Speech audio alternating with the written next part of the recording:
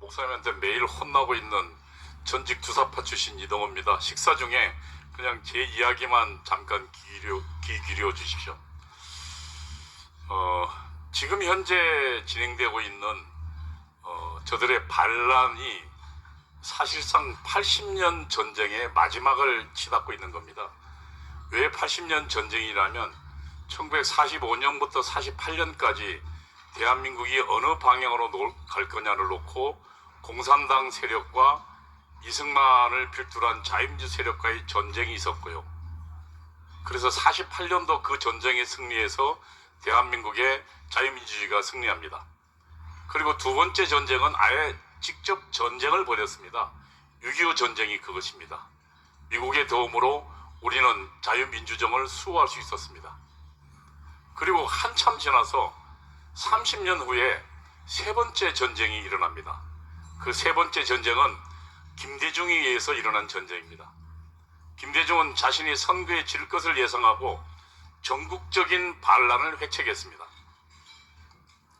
그러나 당시 전두환 대통령을 비롯한 신군부에 의해서 발각되어서 사실은 전국적 반란을 일어나기 며칠 전에 전국적 계엄령이 선포되고 광주는 진압되기 시작합니다. 그래서 전국적 혁명은 일어나지 못하고 광주에 의해서만 일어납니다. 그것이 3차 반란, 김대중에 의한 반란이었습니다. 그런데 그것은 사실상 3차 반란은 시작일 뿐이었습니다. 그리고 그들은 진압되자 대학가로 숨어들었습니다. 그리고 각 대학에 주사파 서클들을 만들고 공산주의 서클들을 만들었습니다. 그게 1980년도입니다. 그리고 80년대 중반에 들면서 드디어 대학가를 장악한 주사파들이 대학가를 장악합니다. 대학가를 장악한 주사파들은 전대협을 결성하고 그리고 한총련을 결성합니다. 그리고 그들은 대학을 졸업하고 사회 각계각층으로 침투했습니다. 그것이 하나는 법조계에 침투한 민변과 그리고 우리법연구회고 그 다음에 언론계에 침투한 언론노련입니다. 기자들 중심으로 PD들 중심으로 침투했습니다. 문화 그 다음에 행정법 각계에 침투했습니다. 그리고 이들이 지금 40년이 흘렀습니다. 그리고 대한민국의 역사의 전면에 들어섭니다. 그것이 노무현 정권, 그 다음에 바로 김대중 정권, 노무현 정권, 그리고 결정타는 문재인 정권입니다. 문재인 정권은 들어서자마자 아예 대놓고 친북적 활동을 벌였습니다. 대한민국 재벌가를 전부 잡아들여서 감옥에 보냈고요. 그 다음에 대한민국의 국정원을 아예 해체시켜버렸고 그리고 국가기무사령부, 지금 광첩사령부를 간첩 못 잡는 아예 집단으로 만들어버렸습니다. 그리고 그들이 지금 평화협정, 종전협정을 줄창 외우고 다녔습니다. 그리고 그들은 50년 집권을 이야기했습니다. 그러나 그들이 벽에 부딪혔습니다. 그 벽은 2019년도에 시작된 광화문 애국운동입니다. 정광훈 목사가 주도한 광화문 애국혁명이 그들이 50년 집권을 좌절시켰습니다. 그리하여 2019년도에 저들의 가장 유력한 후보였던 조국을 낙마시켰습니다. 그리고 50년을 외치던 정권이 5년 만에 끝이 나버렸습니다. 윤석열 정부가 들어섰습니다. 윤석열 정부가 들어서자마자 저 주사파 일당들은 윤석열 정부 탄핵을 외쳤습니다. 민주노총은 아예 5년 내내 탄핵하고 투쟁할 것이라 했고 그리고 2022년도 이태원 사건이 터지자 북한은 지령을 내립니다. 특대 국민혁명으로 만들어서 정권을 뒤집어라. 윤석열 대통령은 정권을 장악하고 정권을 잡았지만 아무것도 할 수 없었습니다. 그냥 야당이 아닙니다. 그 야당의 내부에는 반체제 세력이 숨어 있었습니다. 여러분 이재명을 보겠습니다. 이재명은 성남시장 할 때부터 민족민주혁명당 이석기의 도움으로 경기 동부연합 이석기의 도움으로 성남시장이 됐습니다. 이석기가 자기 후보를 아예 후보를 나오지 못하게 만들어서 성남시장이 됐습니다. 그리고 경기도지사가 됐습니다. 경기도지사가 된 이재명 뒤에는 이석기가 있었고 한청년이 있었습니다. 그리고 대통령 후보가 됐습니다. 여러분, 충북 동지의 사건을 우리는 압니다. 간첩들입니다. 12년형을 받았습니다. 이 충북 동지회 때 그들이 북한에 보낸 통신문에 이런 내용이 있습니다. 이재명 전 경기도지사가 더불어민주당 대통령 후보가 될 수 있도록 북한에서 전폭적으로 지원해달라.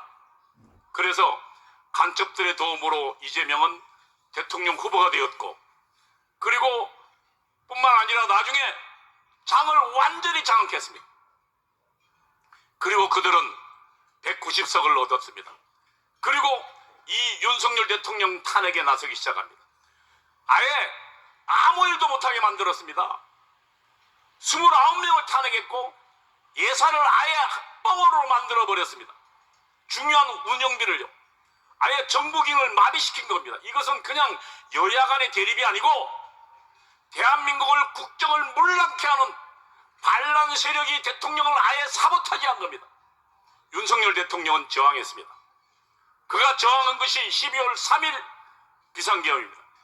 그러자 비상계엄이 터지자마자 저들은 뭐라고 했습니다. 윤석열 대통령을 아예 내란으로 몰았습니다. 그리고 윤석열 대통령을 내란 수계로 몰았습니다. 언론이 구석구석에 파견된 조사파들의 진지들이 각자 작동했습니다. 언론은 이걸 그대로 보도했습니다. 아예 윤석열 대통령을 내란 수계라고 공포했습니다. 그리고 각종 TV에는 윤석열 대통령을 지지하는 사람은 아예 TV 패널에 나오지 못하게 만들었습니다. 온통 세상을 그렇게 갔습니다. 그리고 어떻게 했습니까?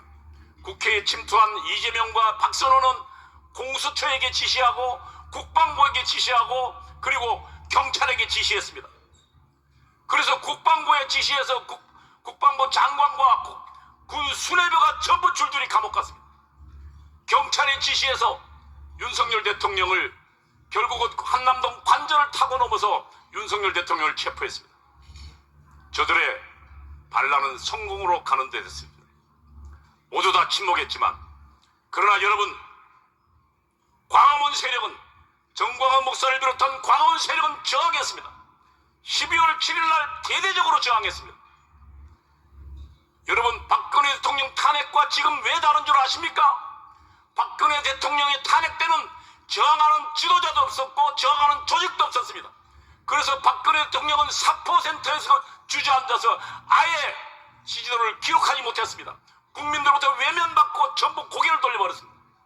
그러나 이번은 정광훈 목사와 그리고 광화문 애국 세력 개국본의 저항으로 국민들이 깨어나기 시작했습니다.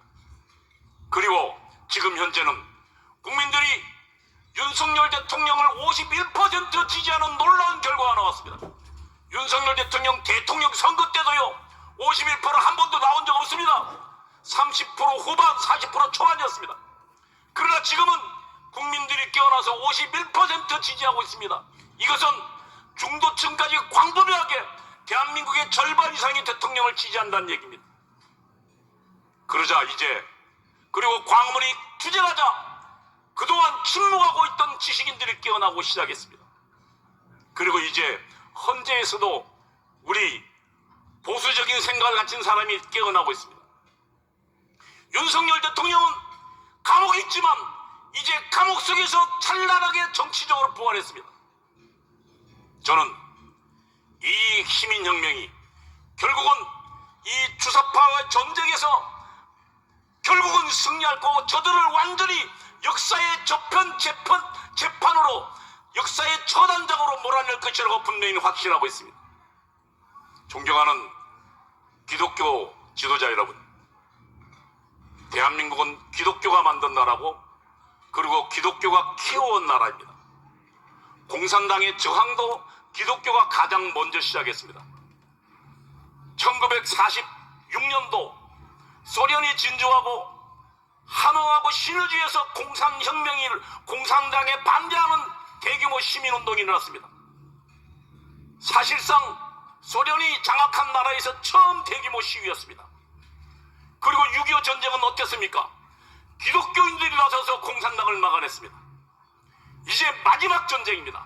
3차, 4차 전쟁, 주사파와 공산당과의 전쟁에서 우리 기독교인이 나서서 저 무신론자, 저 살인자들, 저 대한민국을 압살하는 자들을 무너뜨려야 될 것입니다.